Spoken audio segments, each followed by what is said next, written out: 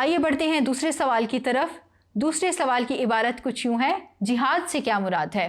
तो चूँकि इस सवाल में आपसे जिहाद के मुतालिक पूछा गया है, तो आप सबसे पहले जिहाद का मफ़हूम तहरीर करेंगे, जिहाद की ज़रूरत और अहमियत, फिर जिहाद कुरान की रोशनी में और जिहाद हदीस की रोशनी में। तो सबसे पहले बढ़ते हैं, आप हेडिंग दीजिए जिहाद का मफ़हूम और उसके बाद उसकी लुग़वी तारीफ़ या लुग़वी मायनी लिख दीजिए कि जिहाद अरबी ज़बान का लफ्ज़ है जो मादा जहादा से माखूज़ है और इसके मायनी है मेहनत करना, मुशक्क़त करना, कोशिश करना।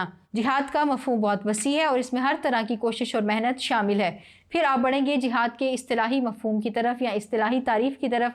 तो आप लिखेंगे कि मतलूबा मकसद को हासिल करने के लिए बक़दरे इस्तिताअत कोशिश करना जिहाद कहलाता है।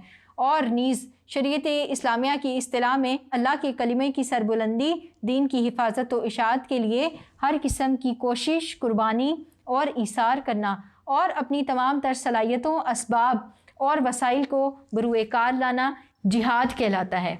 आगे बढ़ते हैं, जिहाद की ज़रूरत और अहमियत की हेडिंग दीजिए और फिर आप इसमें किन बातों का अहतमाम करेंगे। वो ये होगा कि जिहाद की ज़रूरत कब पेश आती है या जिहाद के असूल व ज़वाबित क्या हैं। तो उसमें आप लिखेंगे कि जब हक़ के दुश्मनों की कोशिशों को नाकाम बनाना हो या उनकी तदबीरों को अकारत करना हो, दुश्मनों के हमलों को रोकना मकसूद हो या मैदान जंग में आपका दुश्मनों से टाकरा हो जाए, तो ऐसी सूरत में जिहाद करना नागुज़ीर हो जाता है। जिहाद की ज़रूरत और अहमियत बयान कर देने के बाद उसके असूल व ज़वाबित भी आप ज़िक्र कर सकते हैं जो कि हमने वीडियो लेक्चर में पढ़े थे।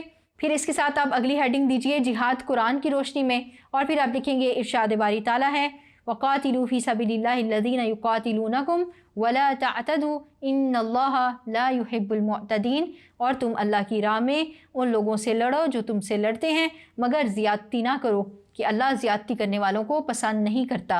अगर आपको अरबिक टेक्स्ट याद हो तो लिख दीजिए, वरना तर्जुमे पर इक्तफ़ा करें। और बिलफ़र्ज़ आपको तर्जुमा भी नहीं याद, तो अगर आपको किसी आयत का मफ़हूम पता हो तो आप उसको इन्वर्टेड कॉमास में ना लिखें, आप उसको इस तरह से लिख सकते हैं कि अल्लाह ताला ने कुरान मजीद में इरशाद फरमाया, उसका मफ़हूम कुछ यूँ है। तो आप सिर्फ मफ़हूम बता सकते हैं, इसके भी आपको मार्क्स मिल जाते हैं।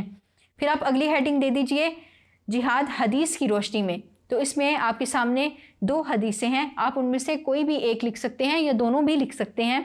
तो रसूलुल्लाह सल्लल्लाहु अलैहि वसल्लम ने फरमाया जन्नत तलवारों के साए तले है। इसी तरह एक और हदीस है कि जिसके कदम अल्लाह की राह में गुबार आलूद हुए, अल्लाह ने उसे आग पर हराम कर दिया। इस तरह हदीस की रोशनी में भी बयान कर देने के बाद आपका जवाब मुकम्मल हो जाएगा। आइए बढ़ते हैं अगले सवाल की तरफ। Thank you.